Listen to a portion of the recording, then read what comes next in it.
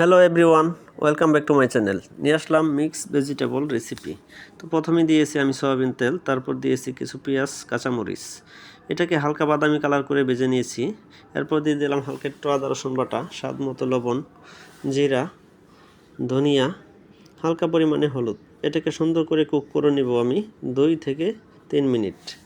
Cook করে নিয়ে হওয়া গেলে আমি দিয়ে দেবো কেটে রাখা ভেজিটেবলগুলো। দিয়া এটাকে আমি হাই হিটে রান্না করব 10 থেকে 12 মিনিট। 10 থেকে 12 মিনিট রান্না করব। আমার এই মজাদার ভেজিটেবলটা তৈরি করার জন্য অবশ্যই পুরো ভিডিওটা দেখবেন। দেখেন কত সহজেই বয়েল হয়ে গেল আমার ভেজিটেবল। আমি দিয়ে দিলাম কিছু ধনেপাতা কুচি, দিয়ে এটাকে আরও 2 মিনিট রান্না করব। আমার ভিডিওটা যদি আপনাদের ভালো লাগে, আমার এই ভিডিওটা অবশ্যই শেয়ার করে দিবেন বন্ধুদের মাঝে। আর এরকম সুন্দর ভিডিও পাইতে আমার চ্যানেলের সাথে সবসময় থাকবেন। ধন্যবাদ।